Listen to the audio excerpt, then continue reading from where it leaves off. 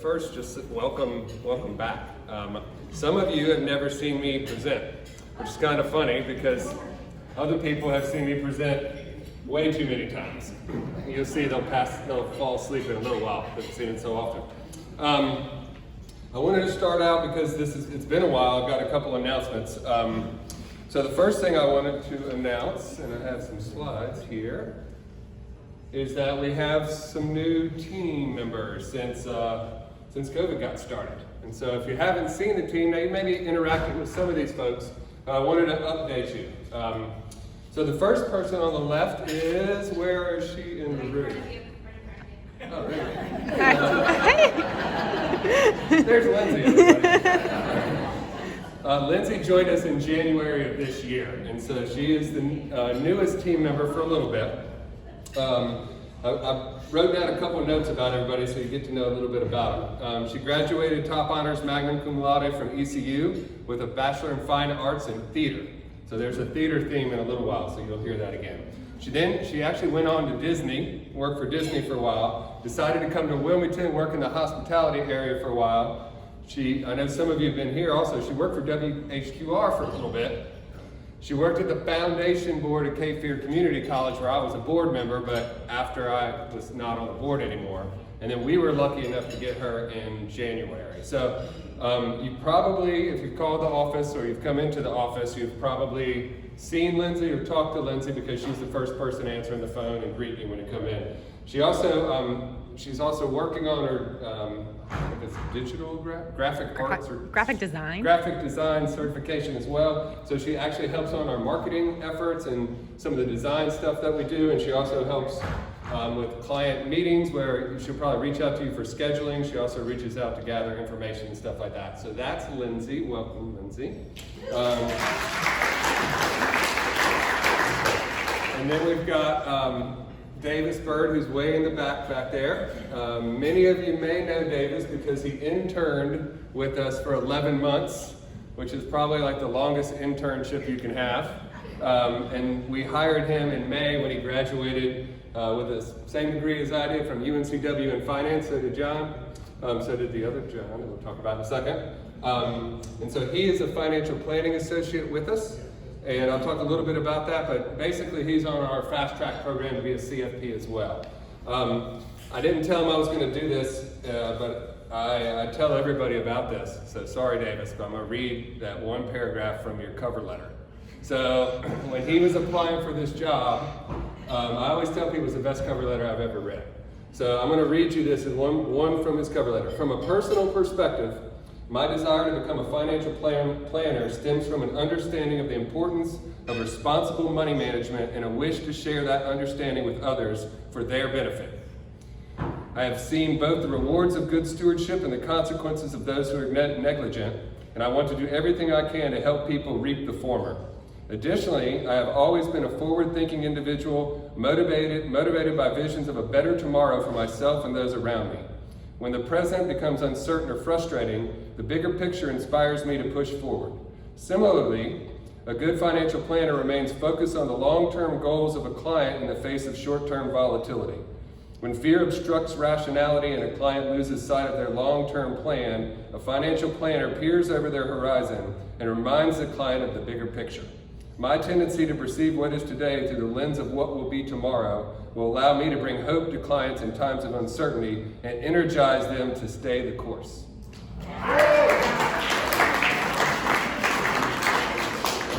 So I'm just going to say now that's a future Pathfinder advisor.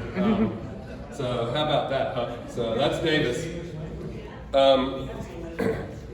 And then just to make things as confusing as we can, we hired another John. So John Loja is in the back here, also at the table. John joined us in May of 20, so he's actually been there for a little while. He is our behind-the-scenes investment specialist. So you may not have interacted with him as much. This designation, CFA, Chartered Financial Analyst, is the highest professional designation in the money management business. So if you look at institutional money managers, hedge fund managers, and all that stuff, that's the designation that they achieve. So he, ironically, maybe consequentially, Luckily, is what I thought, John was also my student when I taught at UNCW many moons ago. And so he was in my class, and when he wrote his cover letter, I forgot, maybe it was Maggie or somebody said, "You know, he was your student?" And I was like, "Oh," so because I keep everything, I looked up and we looked at his picture from like 11 years ago. But he did graduate from UNCW in finance, and then he went to New York City for 10 years. He worked in hedge fund world for a while. He worked in alternative investment world where he did corporate distress stuff, emerging market opportunities. So a lot of very sophisticated investment stuff. And then he was done with New York City. He remembered how awesome Wilmington was, and luckily we posted a job the same time he was looking. And so he's new to the retail world, which is what our world is. But we're really lucky to have him, and he's been a great team member. So welcome, John.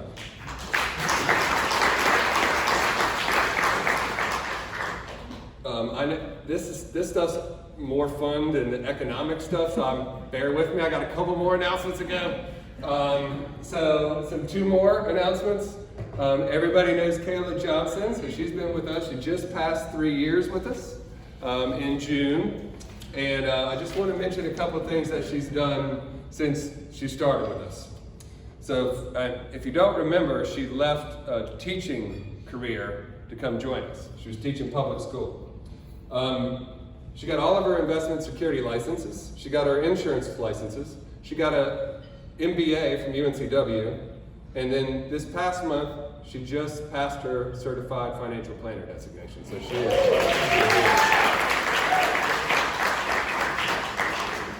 And it's not totally official yet, but I am very proud that she will be the first female advisor at Pathfinder very soon. So that's pretty awesome. And if you talked to her while she was standing up, you may have also known that she is going to be bringing another Pathfinder to the group.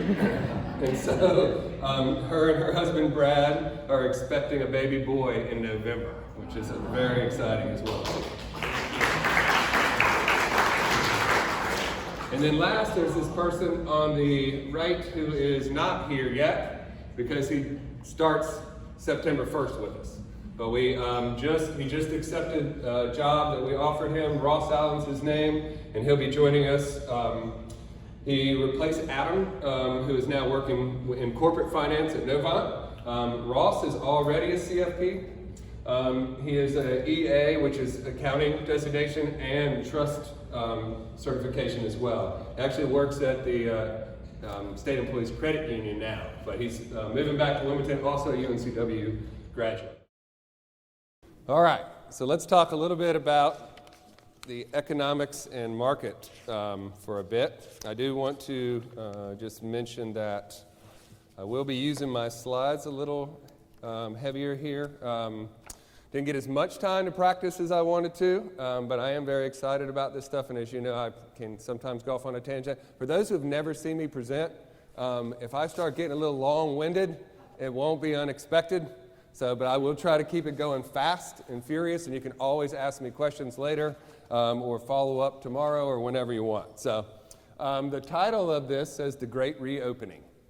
And so we wanted to sort of talk about it through that lens. Every time we do a halftime presentation, what we call that, we always want to look where we've been for the first half of the year, where we are today, and where we may be going for the second half of the year.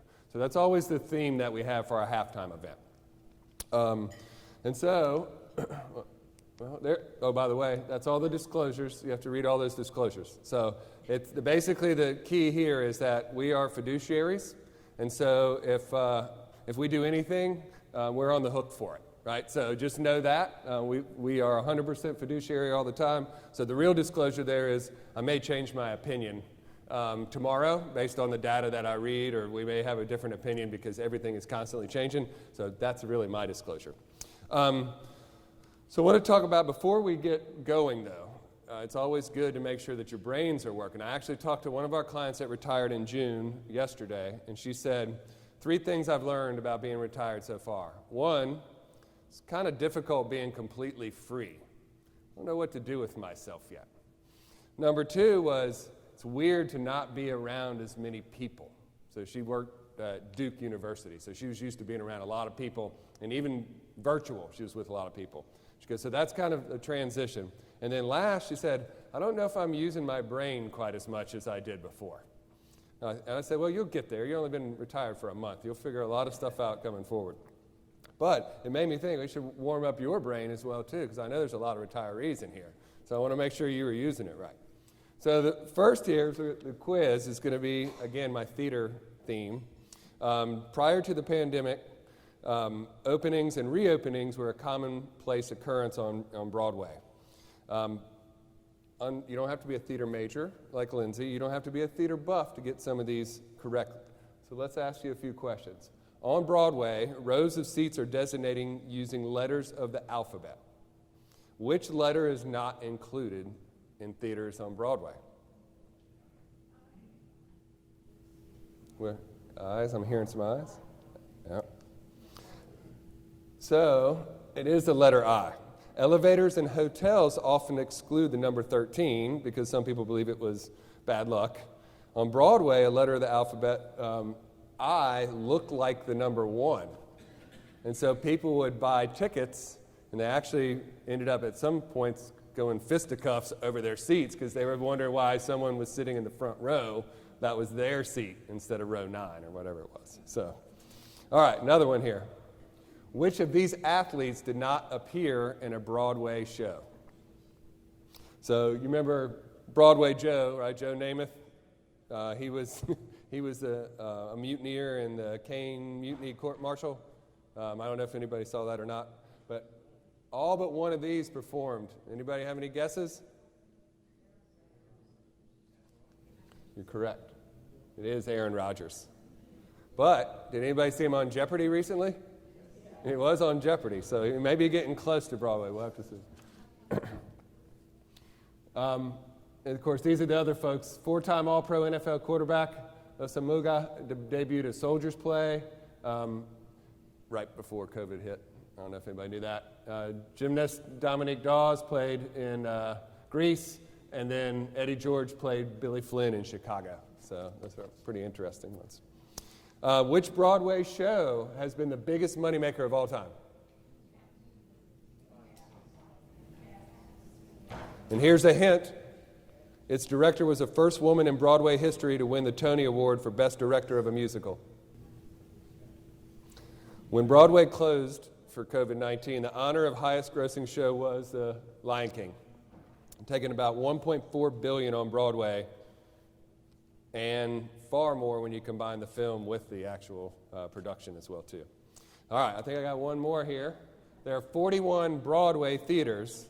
How many are actually on Broadway Street? 4 it is. Only 4 have addresses on Broadway Street. But here's a bonus question. What criteria do theaters have to meet to be a Broadway theater?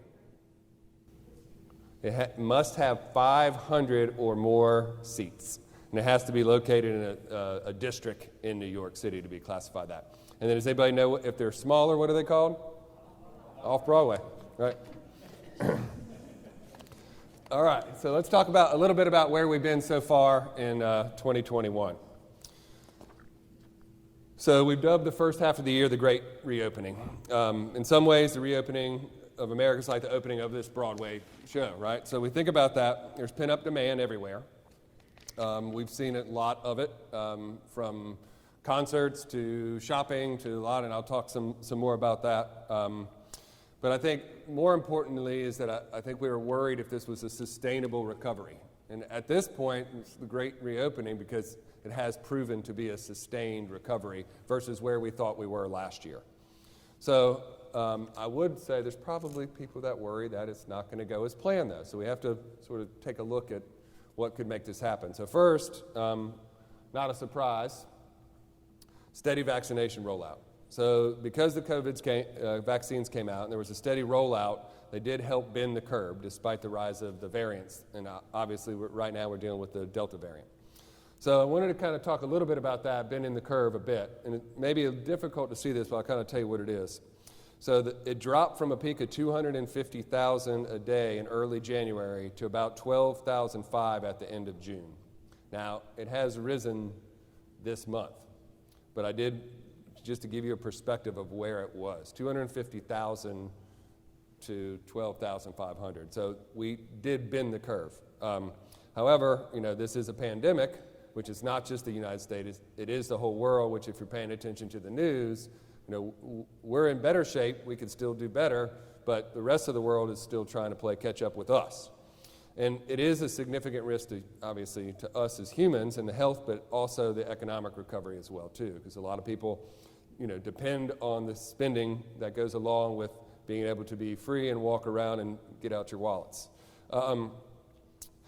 Trade and tourism in particular are big ones, right? And so through June 30th, about 23.5% of the population of the world had received one dose. So less than a quarter of the globe had one dose at the end of June. So, and it's not going to be surprising either that this is skewed towards wealthy nations, right? So that's not a surprise. Low-income countries, less than 1% of population had received one dose of the vaccine at the end of June. So again, it is definitely skewed. And we were talking about, earlier I was talking to someone about how if you want a vaccine, you can go walk in and get a vaccine in America very easily, just about anywhere you want. But that's not the case in a lot of countries in the rest of the world. So how do we get it to everybody is going to be a big challenge. Of course, there's other challenges here domestically as well, too. But one thing we did in America that, again, a low-income country could not do is we offered all kinds of incentives, right? They had the Vax-A-Million drawings. I don't know if everybody heard about that in Ohio. Free donuts, free beer, free lottery tickets, free amusement park tickets, free parking passes, free hunting and fishing licenses. These are just some of the ways that we were basically trying to get people to get vaccinated. And, you see some of this Daytona 500 and Super Bowl tickets. I mean, I don't know if you saw any of this, but there's, I got vaccinated as soon as I can. I guess I should have held out for the Super Bowl tickets. I don't know. But anyway, and you see this as well, paid time off. I will mention one thing that was interesting. I was talking to my friend who works for Masonite Doors, runs over $1 billion worth of products for Masonite. And he said that they can't get people to work in their plants. So what they did is they created a pool, and they had to be vaccinated to come back to their factory, but they would start a pool. If you worked 7 days in a row, your name went into a lottery drawing. And then at certain intervals, they would pull it out for a $10,000 bonus. So just to get people to come to work and stay at work, because it was difficult to do that. So interesting as well. We're also watching stock markets go up. Does anybody realize that? So we've been in this room, I think, in some pretty bad times where I didn't get to say that. So, it's kind of interesting. Here are the numbers from the end of June. So the world was up 12.2. As of last night, it was up 14.08. So it's up another almost 2%. The U.S. was up 14.1. It's up 16.8 as of last night. China was up 1.1 at the end of June. It was down 17.96 as of yesterday. But John Loja knew I was going to say this, so he sent me a slide that said, it's up 5% today, though. So China's pretty bouncy. But it's interesting, and you can see some pretty good numbers, EU, UK, emerging markets, and the frontier markets. I also wrote down gold's down 5.5% for the year. And for all of you gamblers, Bitcoin is up 27% in the last 5 days, but it's still down 26% for the last 3 months. So, and if you didn't see that, John did a presentation on Bitcoin. We sent it out on email. If you're interested and want to know more about that type of stuff, email Katie, and she'll send you that video link. So this was an interesting change. So vaccination day, you remember this? Does anybody, in our industry, it's considered vaccination day. It was November 9th of last year when they said, boom, we actually have vaccines.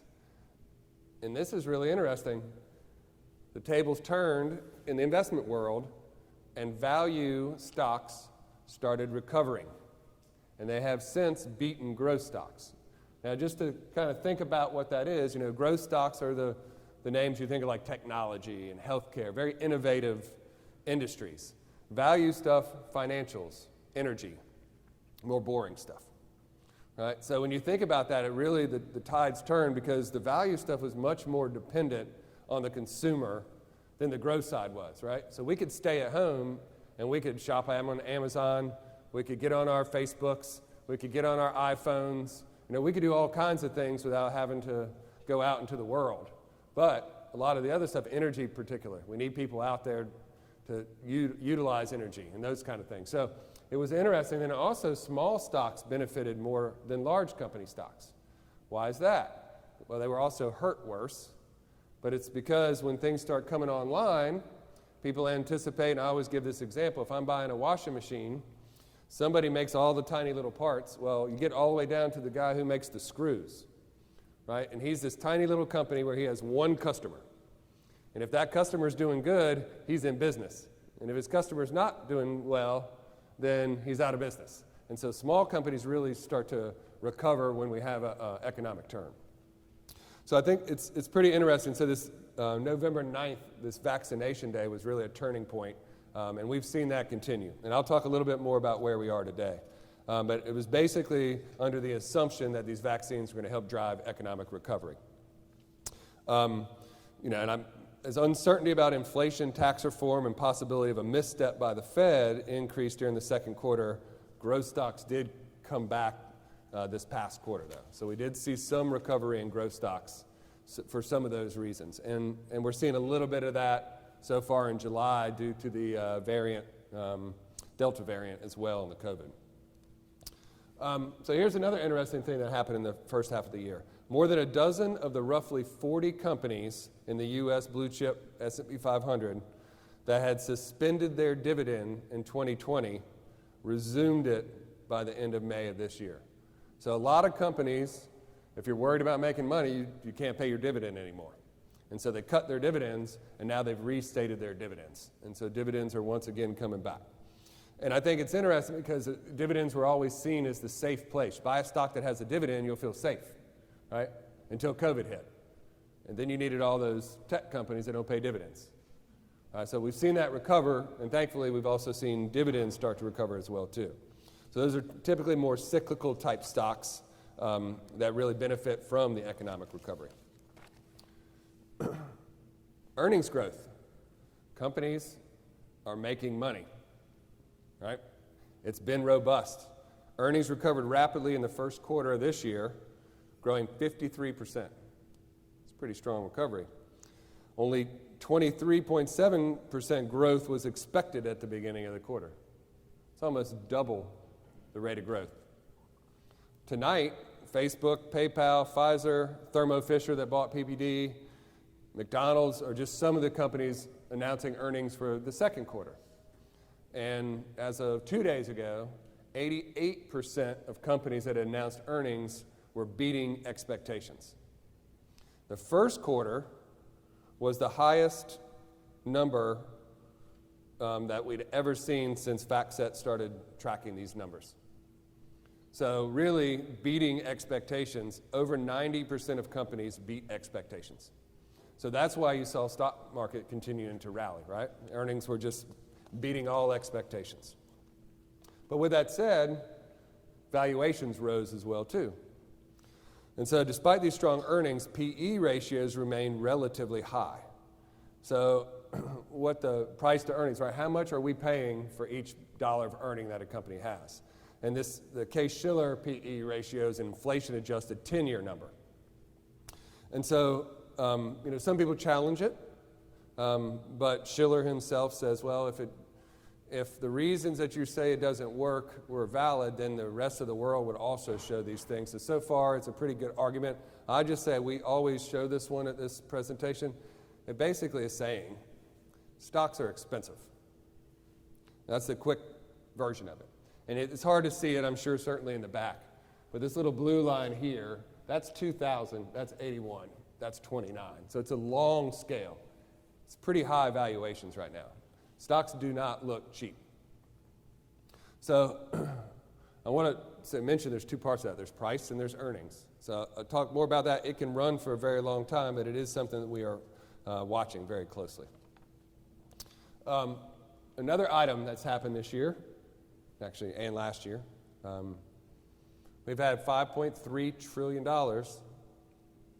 worth of fiscal stimulus. And then we've got proposals for the American Jobs Plan, which is also sort of thought of as the infrastructure bill, and then the American Families Plan proposal as well, too. So when we think about this, these are being negotiated. We probably saw news on it today. If you read anything about it today, they'll be talking about it for a while. We hope that they do something around this and make decisions. It's very much in talks. It's in the news. There's a lot of stuff about it, and we will talk more about it when we have something more valid to say. The tax bill may be involved in that. We're definitely going to do everything we can to make sure everybody is aware of any changes that come out on the tax side as well, too. But that's one of the reasons why the economy is doing so well. Right? We have pushed money out there in a lot of different ways to help make sure our economy doesn't suffer through this. And we've seen, a sustained recovery, and I would certainly tell you that the government stimulus is one of the reasons that we didn't have a much worse recession. And actually, not as long a recession. I will mention, though, in light of all of that, and job loss and COVID, people got crazy about investing. So when you think about that meme stock popularity, does anybody know what a meme is? Right, we all know what memes are now. Meme stock popularity. There are some crazy stocks. I'm going to talk a little bit about some of them in just a second, but extreme share price valuations, right? Stocks just that got exorbitant. And you think about one, for example, it's a company that is an electric vehicle manufacturer. It rose to levels suggesting that the stock mania was underway. At one point, company's valuation was higher than the combined value of the next 5 automakers. You guys know what I'm talking about, right? Tesla? Tesla was worth more than the next 5 largest auto manufacturers if you just looked at the stock price. And they certainly aren't selling more cars than those 5 combined. So kind of crazy. And then the last one, does anybody know what a SPAC is? Has anybody paid attention to what a SPAC is? So a SPAC is a special acquisition company. And so basically what it is somebody throws money into a shell company and says, we're going to use this money to buy private things that we hope to go public. And so sometimes they refer to them as blank check companies. So we all throw our money in together into the shell corporation, and that's how we can go out and buy all these privately held investments because we have a publicly traded SPAC. So the company itself is just a shell company, but everything that company owns is a privately held company. And it was astronomical last year. It has tapered down, but it's still out there. And so it's been a weird way that people were taking extreme levels of risk.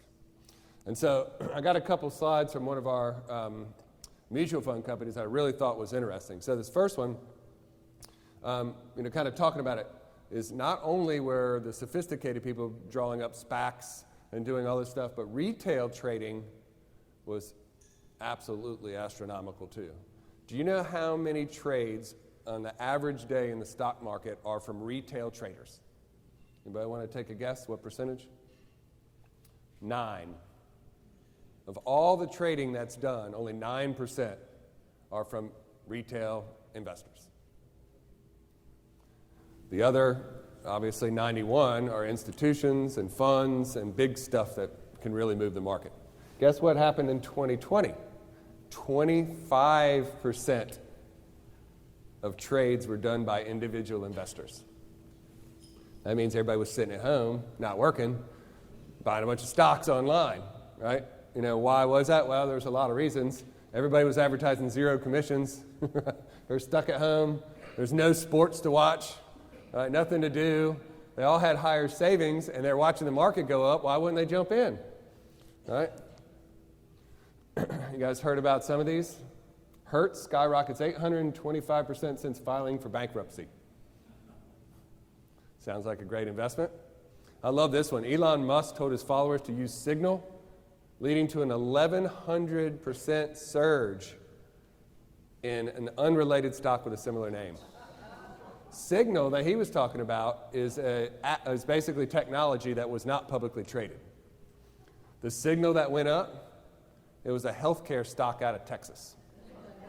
Totally unrelated. And Zoom, everybody remembers Zoom, right? We all know Zoom now.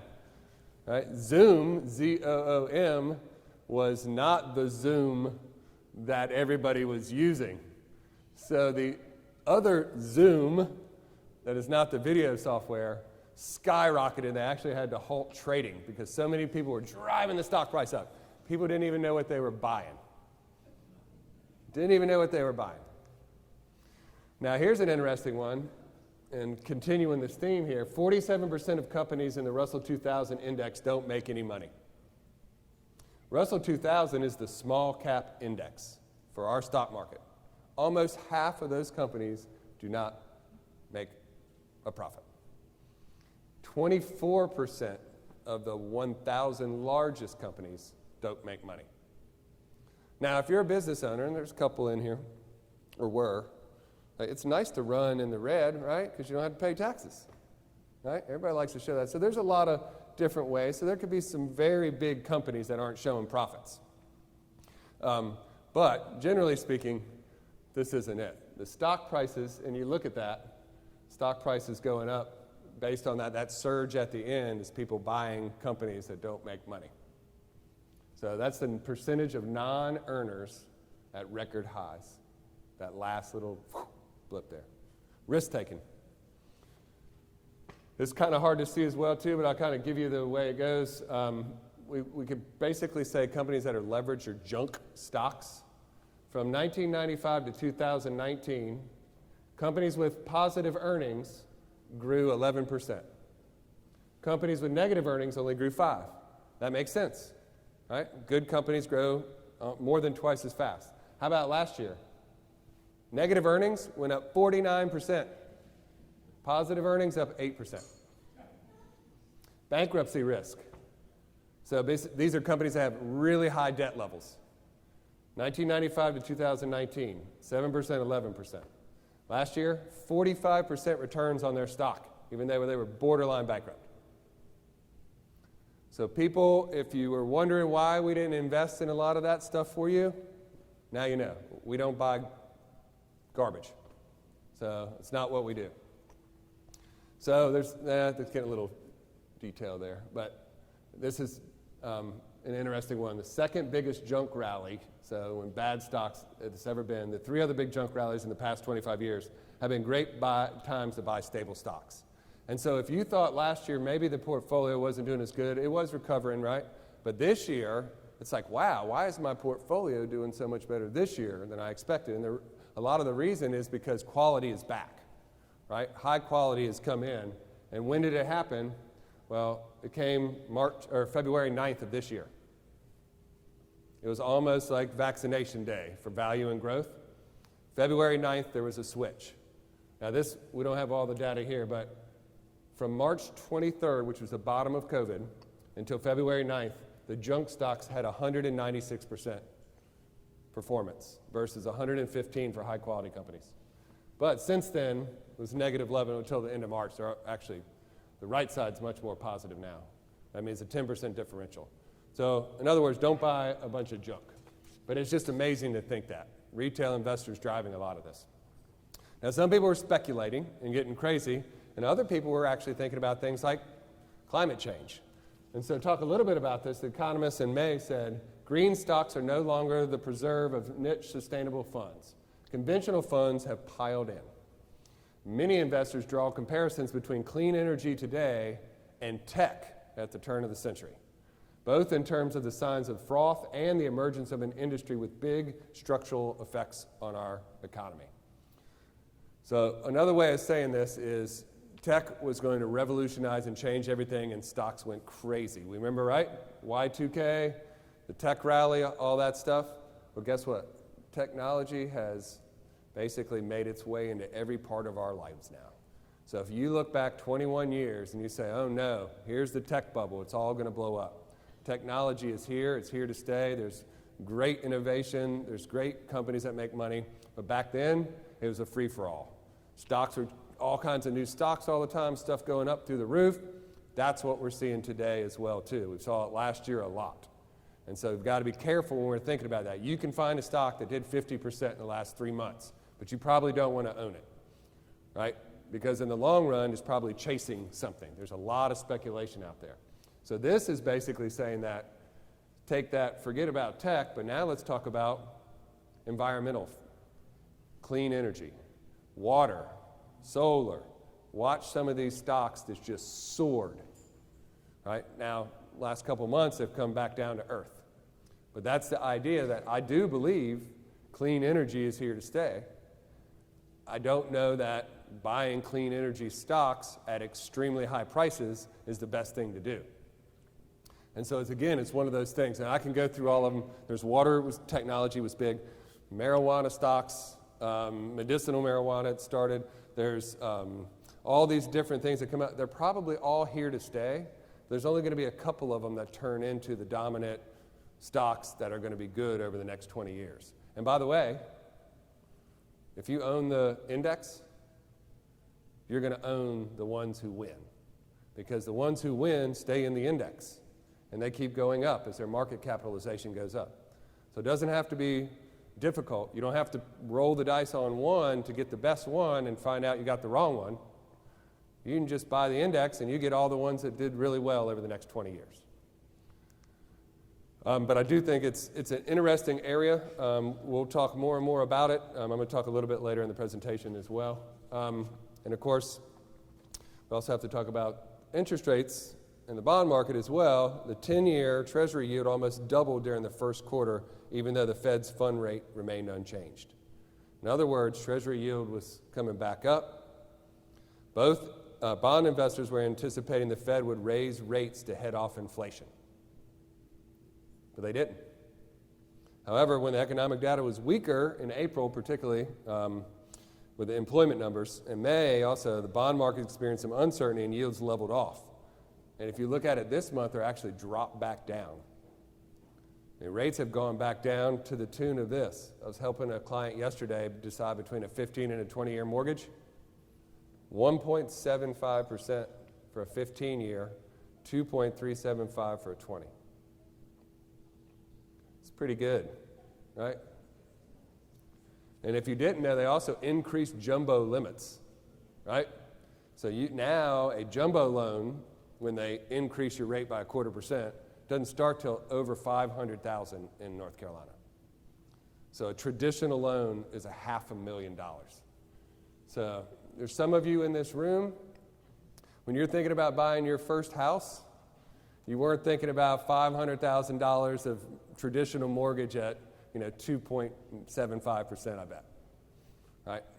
I mean, that's what people are doing. So the money's easy still, and then what's that give us? Housing. Now, I'm not going to say that there isn't some of this going on because of COVID, right? A lot of people, COVID. But the apartments are still full in Wilmington. Let you know that. If you did not know that, the apartments are still full in Wilmington. The hotels are still full in Wilmington. So Wilmington may feel a little bit different than other places, but generally speaking, and this is crazy, look at that. Median sales price, $350,000 in the country.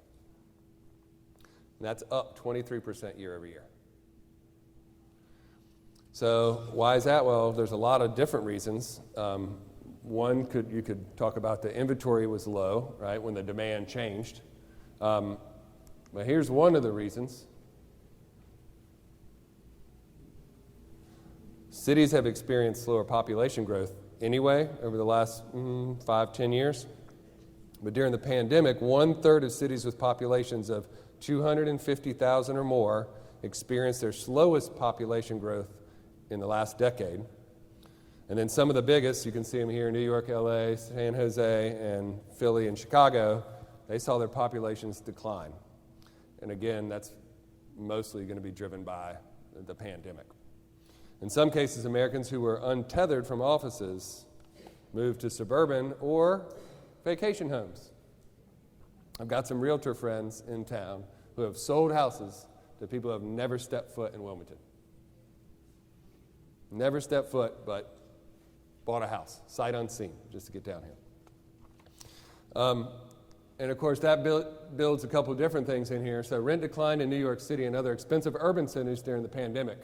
While they soared in some less affluent regions that saw migration increase, while there are signs that this trend is already reversing in some of the major cities, it's going to take years for rents to go back up in those urban areas, and it's going to take years for our rents probably to go back down. So it is an imbalance in the real estate market. And so, low rent, it can be good for some people, it can be bad for some people. If you're the landlord, that's not great. If you're the tenant, it's great. So we'll have to see how it all pans out. So that's a little bit about where we've been the first half of the year. Let me talk a little bit about where we are now. People have changed locations, we know that. You probably have new neighbors. Everybody in here probably has some new neighbor that's moved here in the last year and a half. And some people do it for job changes. Wilmington's a fast-growing place. You just saw us. We've hired some people. So that means we have to interview people. So I'm going to see if the brain's still working. I see a couple of you nodding off out there. Have you ever been asked a really difficult interview question? So let's see some of these off-the-wall questions that people are being asked these days. What's your go-to karaoke song and why? It's a good one. Do you prefer cats or dogs? What would you do if your boss asked you to lie? If you were shipwrecked on a desert island, all your needs, such as food and water, were met, what 2 extra items would you bring with you? And then this last one, would you rather fight a horse-sized duck or 100 duck-sized horses? It's supposed to be plural, I think. And I am not exaggerating when I say that poor Ross, who's joining us in September, was asked that last one. Now, I have one question. Everybody here knows I have one. My favorite interview question that I ask everybody is, this may give you a hint. Tell me a joke. That's my favorite interview question. Tell me a joke. So, and then I will say I got to tell a joke now, right? So, if you can't see it, this last one says, yesterday at 8 o'clock, it was very time-consuming, especially when I went back for seconds. So I love dad jokes. It's terrible, but on Father's Day of this year, little Merritt, my daughter's now 8, we were sitting there, and I got the iPad out, and I looked up best dad jokes of all time, and I got the list. And so I'm going to tell you, this is my favorite joke of 2021. Maybe it'll be your favorite joke. How do you know when a joke becomes a dad joke? It just becomes apparent. Oh, that was bad, huh? All right, so I do have to bring us back to what we're talking about today. So I do have one last joke to go full circle. Why has the cost of balloons gone up so much this year? Inflation. So now we're back to talking about economics. So kind of talk about where we are today. This is a big topic today, right? Inflation's a big topic. It says, again, from Barron's, inflation is still increasing, economic and earnings growth are accelerating, and monetary and fiscal policy remain very, very supportive. That's a combination that hasn't been seen except for just 10 quarters over the past 60 years. So all the ingredients for inflation are there on purpose, right? So I always tell folks the first thing I say about inflation is we want inflation. It's so much better than deflation, right? But everybody's worried about it right now. And so I want to kind of talk a little bit about it, but this is a combination that we haven't seen for a while. So let's look at the parts. The economy is growing right now, and it's growing at a pretty fast rate. So this is the GDP, which is the value of all goods and services in the U.S. in billions of dollars, and the blue line and the percentage change in growth from quarter to quarter. So this little blip was COVID. And we've recovered, and now we are actually above COVID levels now. So it started recovering in the third quarter and has continued to grow. There have been some hitches. I'm not going to say there haven't been hitches in the recovery, but it is recovering. Unemployment is improving. Again, great economic growth, great unemployment trend. Everybody got very nervous in April. That's what everybody was worried about. You can't even see the difference from back there, I bet. Looks like it's still kind of moving in the same direction. It was from, again, April unemployment, May, June, July. We got all the way to April of this year, and it went up for the first month. And everybody thought, oh, here it is, we're done, economic despair. And it turned right around in May, and it's turned right around in June, and it's going back the other way. So unemployment is going in the right direction. And I would just mention, the rate has dropped from 14.8 to 5.8. That's still higher than pre-recession low, though. We were at 3.5% before all this hit. So it's interesting that there are 8 million people looking for work, but people are saying they have a hard time finding people to hire. Why is that? There's a lot of stuff, but pandemic fears persist. Maybe you don't want to move to where the job is. Unemployment benefits are too generous. I hear that quite often. We need to stop that unemployment so people are forced to go back to work. And my buddy works for ADP, does big, giant 500-plus employers, and so they do all their surveys and stuff. Very interesting. It would take $15.36 in South Carolina in order to be better. I mean, that would have to be the minimum wage to be better than staying on unemployment, is what their survey said. So they said people, you need to offer 15.36 per hour or people are going to stay on unemployment. And so it was kind of a shock for a lot of those people in South Carolina. Of course, you got wage competition among employers. So here's the other side of it, right? So everybody's now trying to hire people. Where can I get these people for? And so when they are hiring desperate to hire people, they're offering all this attractive pay. And so there are some employers that just can't match it, right? That company's doing better. They can afford that. We can't do that because we can't afford it. And so there's a dislodging of that. Guess what? People are still needed at home. And this is not going to be a surprise to anybody. Many women who want to work left their jobs during the pandemic to care for children. Over the past year, 2.3 million women left the labor force. Number one reason was to care for dependents. I love this one. Never really liked that job anyway. I'm not going back to that one, right? So that's a good one. So we'll see how people fare. Hiring challenges, we talk a little bit about that. It's kind of hard to hire if you can't see anybody or any of that stuff. And then finally, a skills gap, right? There's a lot of jobs, but I don't have anybody who can actually do that job. So those are some of the reasons for the unemployment. Now here's an interesting one. Spending is up, savings is down. That orange that you see from last year on the far right, that was our savings rate in America. Saving like we had never saved before. And this was our spending. Not spending like we never have before. That has shifted gears here in 2021. I mean, just look how big a difference this is. I mean, and that's 12 years worth of data. I mean, the rates just are crazy. Some people call it revenge spending. It's okay to let loose now and try to relive some of our normalcy, assuming you have the means to do so. So consumer spending was about 5% above pre-pandemic levels. Higher consumer spending supports economic recovery. However, we can't get everything we want to buy.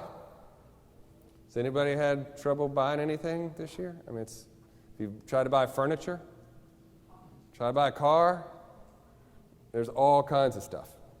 I mean, you can see it here, shortage of materials, higher commodity prices, transportation challenges, labor issues are all the reasons why we can't get our stuff. But reality is it's a supply chain issue. Now, how much of that is going to be continuing, how much is going to be fixed, I don't know. I will tell you one example. Computer chip shortage affects everything from computers, cars, electric toothbrushes, and dog washing technology. So it is a supply and demand issue. It is still going on out there. There's a lot of speculation about how long we can run this and making this big profit margin. And so there's a lot of pressure out there. It's hard to just jump in and all of a sudden start a big giant manufacturing company. So competition is a little difficult to just jump right in versus a technology company that you can start overnight. So a lot of this is going to take some while to work out. And so what does that do? Causes inflation. Inflation has been really low for a really long time. My entire career, 22 years doing this, 22 years I've been doing this, inflation has been low, low, low, low, low. I think we had like 4% inflation at some point in the last 22 years. All right? So, I mean, you think about how low it's been, it rose to 3.4% in May unexpectedly, and everybody started freaking out. Inflation. Are you thinking about 1981 mortgage rates? Does anybody in here remember buying their CDs for 16%? No, you probably didn't have any money back then. Maybe you had a CD, but you certainly didn't have the amount of money you have now. Wouldn't it be nice to have, like, 12% treasuries for 30 years? Be a pretty good guaranteed income. So we don't have that now, but I would just mention that whether this is transitory or not, I'll talk a little bit about it. There are some real issues that I think are going to cause sustainable inflation, right? One is wage pressure. I've talked about that one in 2008 when we were, talking about this. Wage pressure is real inflation. And so it's sticky. It's hard to go back. You can't cut people's pay, right? So wage pressure is very sticky, and we're seeing wage pressure. So I think there will be sustainable inflation. But most of what we're seeing in the inflation news is shorter-term issues. So I don't know that it's going to be here forever, but this is a really interesting one. Inflation is psychological. Economists and the Federal Reserve think everything's transitory right now. It means it's here for a little bit, and then it'll be gone. They may prove to be correct. However, there is a psychological aspect, and I just kind of talk about it. When we expect prices to increase, what do? We go out and buy whatever we want before the prices go up. All right, so what happens when we go out in high demand and buy a bunch of stuff? We drive the prices up. Right? So just the anticipation of inflation causes inflation. Right? By the way, that's what happens with the crazy stocks that we saw too. Right? So perception can become a reality when it comes to inflation. So I just know that. So we are causing a lot of the reason that we have the shortages and things like that. We mentioned this. Many people are wondering whether inflation will force the Reserve Feds to tighten their monetary policy, right? And they want to know where they're going to do it sooner than expected. And so they say you can call this the inflation fear element. If the economy seemingly has this much momentum behind it, can the Fed really hold off from raising rates for very long? And if it tightens sooner, might that peak the interest rates even higher? That would be a big concern for America's stock market, where high prices relative to future earnings are largely justified by the expectation of continued lower interest rates. So in other words, there's a direct correlation between interest rates and the stock market, and people think if we have a spike in interest rates, the stock market's going down. And so just to know that that's the fear that people talk about when we talk about in our industry about why we worry about inflation. So in June, the Fed did begin to talk about raising rates eventually. But they also said it's not going to be this year, probably won't be next year. I would mention something called tapering. So tapering is when they stop buying all the bonds that they're buying. So the Federal Reserve buys treasuries. And so that helps keep interest rates low. So tapering is saying the Fed's not going to buy as many treasuries. And so that means that there will be less demand that should start raising rates. There's a lot of talk about that. Well, that's predicated on the fact that the economy is doing so good, so they don't need to keep rates low. So we're going to wait and see what happens. But I would tell you that the Fed is very much against raising rates They seem to be very accommodative. They're focused on employment more. And I would say that what we're seeing is probably December when the Fed announces a tapering. Means they're going to stop buying as many bonds. It may happen in September. That's going to be if July and August data is really hot. Right? If the economy is really going full steam, then they probably will, but more than likely it'll be December. Inflation has dampened consumer sentiment. So this is just a slide that shows how people feel. It was down 6% from April to May once we had that inflation scare. It actually went back up in June to 85.5. I'm looking at the top number here. It went back up to 85.5, and then this month it's expected to be 80.8, so back down even lower. Because again, we've got a couple other things going on with the Delta variant and some other scares that are out there. But I want to give you some perspective on this. The high that we saw in the last 20 years was February of 2020. Consumer sentiment was at 101. Right? And that's when really the stock market started turning. March was the low, and we bottomed out on consumer sentiment at 71.8 in April. Took 2 months for us as consumers to feel a lot different. So for me, that's kind of like a contrarian thing. I don't really pay too much attention to it. The idea is that if consumers feel good, they spend more money. But a lot of times consumers are a lot more reactive than proactive. And then here's another one that I would say is somewhat contrarian, is that investors have remained pretty bullish. So stock prices are getting higher, interest rates are very low, but the average investor, and this is a source of individual investors, not advisors, not institutions, but individual investors, and they're very bullish. If you look at this is the last chart. That's April, that's May, so I mean extremely high. That's a historic average on the far end. So individual investors still feel pretty excited about the stock market. So I know I'm running a bit late. Warned you that I might do that. I'm going to speed it up a bit more. I do have some slides go. So the next is where we're going. So, and this, does everybody know who Malcolm Gladwell is? Author. He said, we may be headed for a time when autonomous cars rule the road. According to Malcolm Gladwell, if every car on the road is autonomous, if every car is perfectly behaved, autonomous vehicles are rational, patient, and good-natured in a way that human drivers are not. It means that pedestrians, cyclists, runners, little kids playing soccer can all do whatever they want. They can take back the road. If every car on the road is autonomous, people aren't terrified anymore because cars are perfect. Scary, huh? It's a weird thing to think about. I've talked about autonomous cars for the last 5 years or something like that at these presentations. It's pretty interesting. They're getting closer and closer every day, aren't they? I do want to give you one more quiz. I'll make it quick, so make sure you're still awake. Which of the following events did not take place in 2021? We're this future full of time-traveling trivia questions because a lot of events were branded 2020 and people did not want to take the 2020 away, right? So does anybody know which one will not take place this year? If you say the Olympics, you're already asleep. Any guesses? You know why? It happened in December of 2019. I already had it. So, all right, so let's look at a couple of these things. So I'm going to put a base case that's out there, and then I'm going to talk about the worst case and the best case. So this is the Conference Board, which is a nonpartisan think tank, estimated these growth rates. So at the time, in April, it was 6%. They actually increased it to 6.6 since then.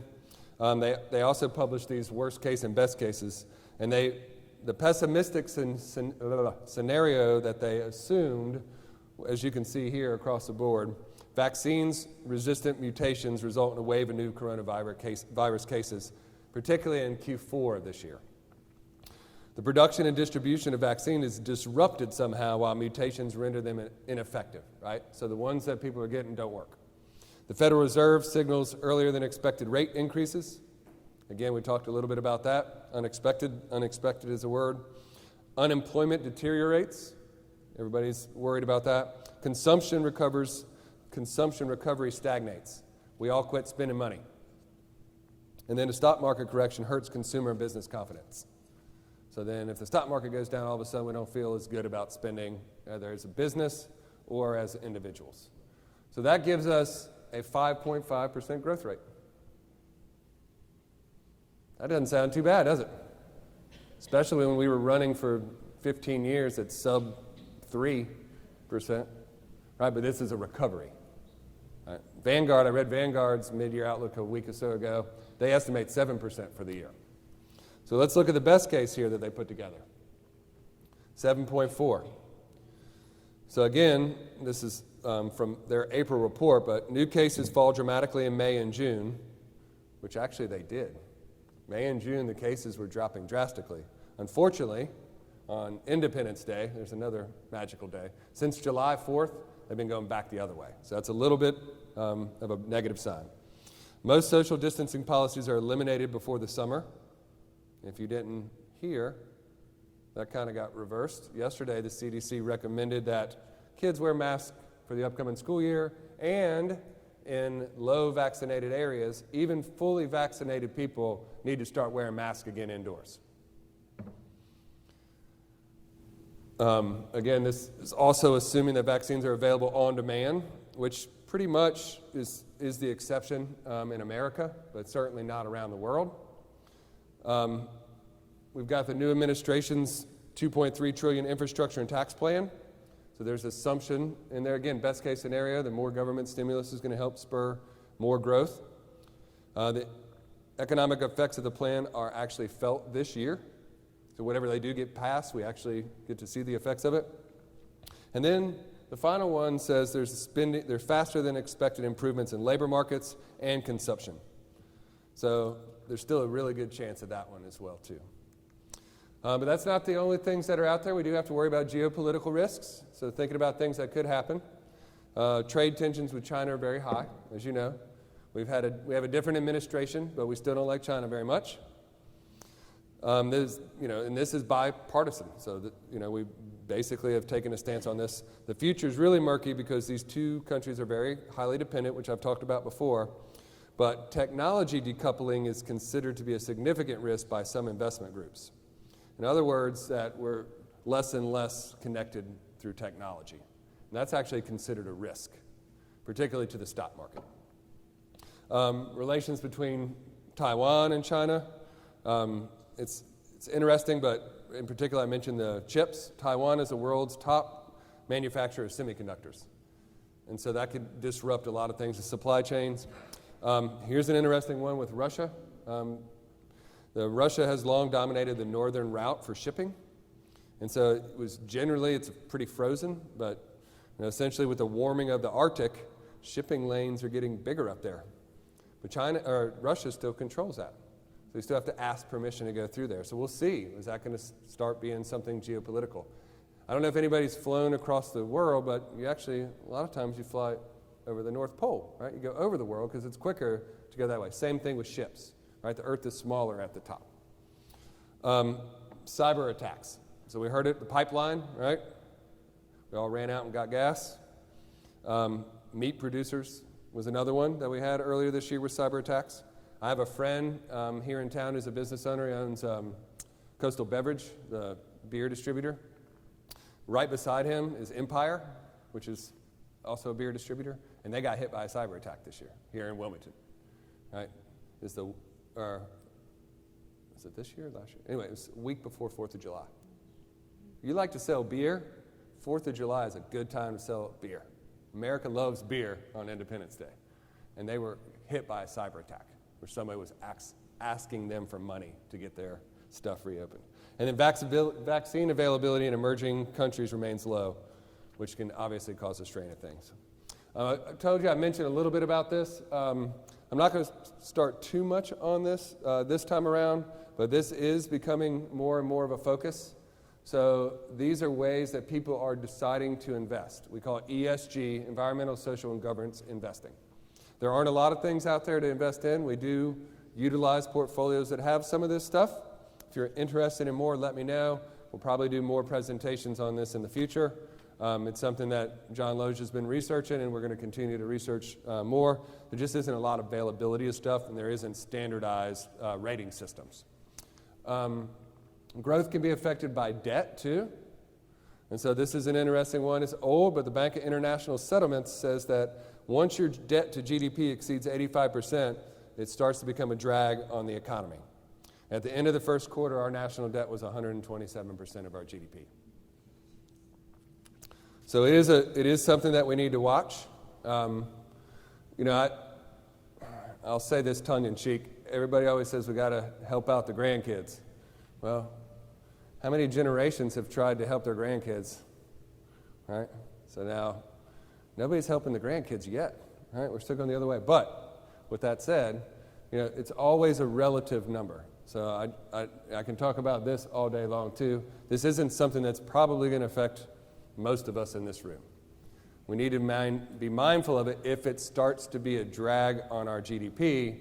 The real issue for all of us is whether interest rates go up and we have to start paying more on our loan payments, right? If our interest goes up, it's not the debt itself, it's the interest on the debt that we need to be worried about, because that's the one that we have to pay every year. We can't borrow to pay our interest continuously. But on a lighter note, there's a lot of cool innovation out there today. So some innovations, including this one from the UK, they have funded the first urban airport for cargo drones and electric air taxis. So this port is in Coventry, and it's going to be operational by year end. And advanced urban aircraft may be approved as early as 2023 in the United States. And I don't know if anybody's seen the ones flying around, the guys in the suits, where they got the hover sleeves. Has anybody seen that? If you haven't seen that yet, it's military folks, but they have these things on their arm, and a guy jumps off of a battleship and goes soaring across the ocean all the way and lands on an aircraft carrier. It's just him. I mean, it's amazing. The technology it's crazy. So there's going to be a lot more happening in the skies. Data privacy is a real issue. Just to mention this, there are a lot of ways that we can protect ourselves online. In particular, we all know not to open up junk emails, but everyday email may put you at risk as well. Sometimes senders embed these spy pixels, and what they do is they say which device you're using, when did you open it, where were you when you opened it, and how much time did you spend looking at the content.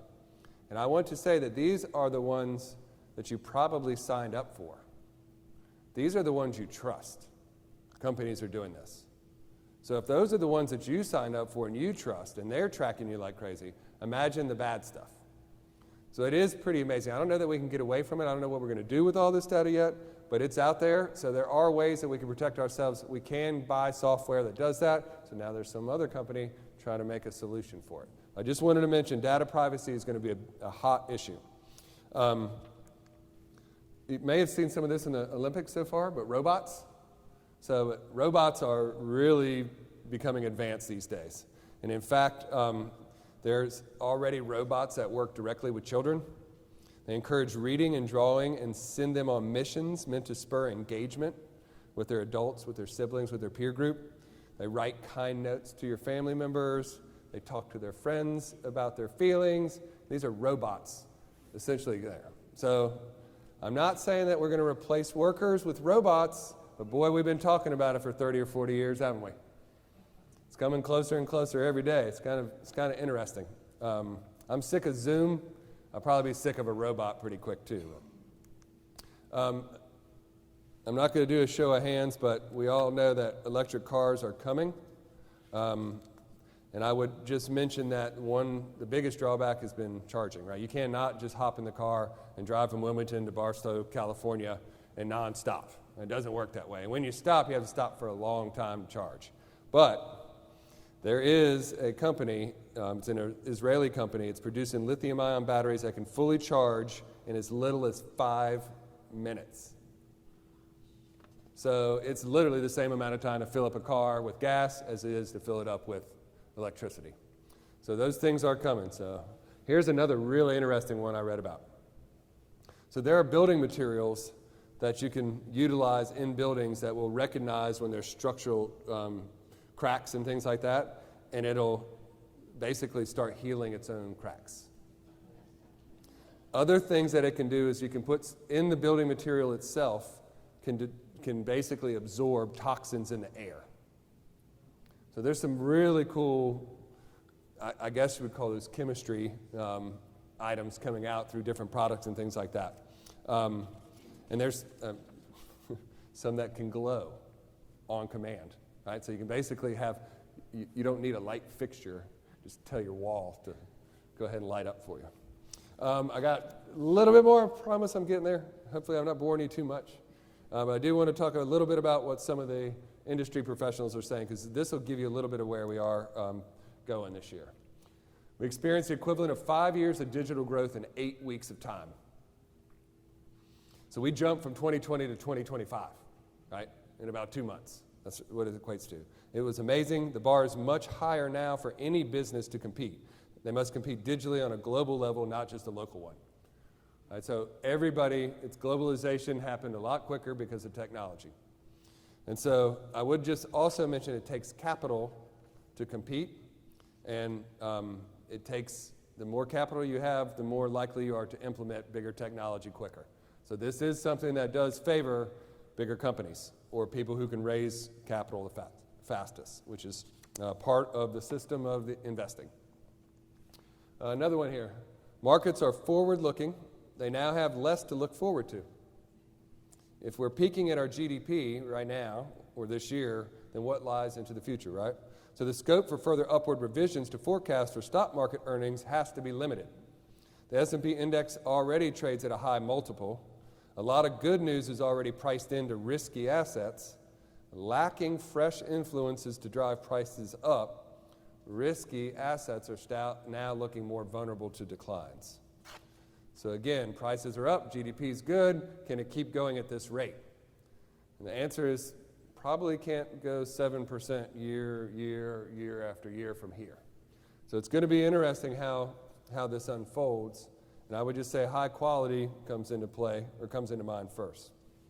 Next one, in less than 1 year, the biggest risk to markets has flipped 180 degrees. Rather than worrying about a collapse in our growth, today most investors are worried about too much growth. In the process, Treasury bonds have morphed from an efficient and reliable hedge to a source of risk. We just have flip-flopped in a year. We were worried about inflation. Everybody's worried about inflation. Last year we were worried about deflation, terrible deflation. How short-sighted we are. Over the next 12 months, stock gains will outpace those of bonds and other defensive assets, but are certainly less than what we saw over the past 12 months. Maybe something in the middle single digits. But overall, we see the economic recovery continuing and being a tailwind for us. Pretty neutral perspective on things. Mohammed El-Arian, who was at PIMCO, now is at Allianz. Every day I see evidence of inflation not being transitory, and I have concern that the Fed is falling behind, that it may have to play catch-up. And history makes you very uncomfortable if you end up in a world in which the Fed has to play catch-up. A lot of different perspectives on there, right? So we also have Commonwealth has its CIO, Chief Investment Officer, Brad McMillan. He put out his mid-year outlook, the long and winding road back to normal. One of the first things in the presentation was, maybe we shouldn't think about going back to normal. Maybe we should ask what is the new normal. And I stood in here again and talked about new normal a long time ago after 2008 and 2009. It's always being redefined. But he defines it as destination normal, target of 5% unemployment. That's 1.3 million jobs. That looks attainable. Consumers, will they keep pushing the economy forward? All right. Keep spending some money, folks. Businesses, how do they deal with problems of success? Right? How do we convert from some of these things? The government, stimulus and spending is a tailwind, right? Do we get the stimulus package in and those kind of things? Stock market. He says stock market would likely end between 4,250 and 4,700. Does anybody know where it was? It is about 4,400. So on the downside, he's saying it could end about 4% lower than it is today. Of course, it could end up a lot higher as well, too, but that's kind of his range. And then lastly, vaccine supplies ramp up internationally. So he sees that as coming. Now, how effective they are, we'll see. I will mention what we've done. So we've rebalanced 3 times this year. A lot of you know that. We rebalanced in January, we rebalanced in April, and we rebalanced last week. And so, particularly for those who are taking money out for distribution clients, we wanted to capture some of these gains and take the money off the table. Overall, we're positioned quite neutral. And so, values come back. We saw that. I mentioned it. It's strong. But you think about growth, it's still very much potential. So we're kind of in the middle of those types of things because the value needs economic recovery to continue. Growth, there's all this innovation I mentioned, and COVID has certainly pushed trends ahead. So there's a lot of that in the stock market that makes us feel very neutral. On the other hand, valuations are very high. So we don't want to forget bonds, even though interest rates are low, right? Because bonds are still a great diversifier, even if they're not paying a whole bunch of interest. And you think about it, a lot of money moved into the short side of bonds. They bought short-term bonds because they were anticipating inflation, and they could go back out and buy long bonds when the interest rates are higher. But reality is that interest rates went the other way. And so everybody who loaded up in short-term bonds basically missed out this year. And so on the other hand, people who want yield, I want more interest. Where do I get it? I want more yield. Well, you got into super risky assets, obscure stuff, distressed stuff. A lot of very risky things if you opened up the hood and saw what was underneath there. So you got people chasing yield, and you got people that are not making any money because they're scared of inflation. Well, we're pretty neutral position. We don't think that betting the farm one way or the other is the right thing to do in this particular economy. So we think a diversification will work. And so we think that staying diversified, looking for opportunities, if they come, will be good. So again, that's some of the things that we've done this year in the portfolios and the way we're positioned right now. We're not taking any big bets right now. There's a lot of good opportunity and there's a lot of risk out there. And so both of those keep us in a pretty long-term neutral position. Not a lot of fun. I know you guys want me to give you the winning lottery tickets too, but I don't know the stock that's going to be good for the next 5 months. Sorry about that. I will say also, during the past year, there's a lot of good equity market returns. And it's, we've run up, we're looking at things a lot differently, but all of this boils down to what is your plan. I always like to talk about that, right? It's your plan that matters. And so somebody who's retiring today, I would tell you you're probably going to go through about 3 market corrections during your retirement. Right? So you think about what that means. Like, we anticipate bad stuff at some point in time. That's why it's important to look what you're doing. You can't wait around for things and not live your life. We all learned that lesson during COVID. Right, we got sick, we got stir crazy. If you go, like Dave Matthews Band opened up Walnut Creek in Raleigh last Friday. And I had a bunch of friends in Raleigh, they went and they said it was just like it was 1994 again. Like, it was elbow to elbow, people were crazy, and like the bathroom lines, and he said it was absolutely nuts. I'm thinking in my mind, COVID, right? But people were like, it's just that much built up tension because of what's happened to us. So it's really crazy predicament that we're in. So I would just be mindful that your financial plan and your life is the only thing that really matters to us. We'll invest the money, we'll do the right things by your risk tolerance and your goals, but everybody is different in this room. And so, how is your life changing? Children getting married, grandchildren on the way. Maybe there's an illness or a death that's changed in your family. Maybe you decided to pursue a new career, leave a career, start a business, sell a business. No matter what's going on, big changes or small ones, those events are much more important than all the stuff I just mentioned today. So, just wanted to say, as I close, do you know what animal is best at closing? A seal. That was terrible. All right. So that's all I got. All right. Sorry.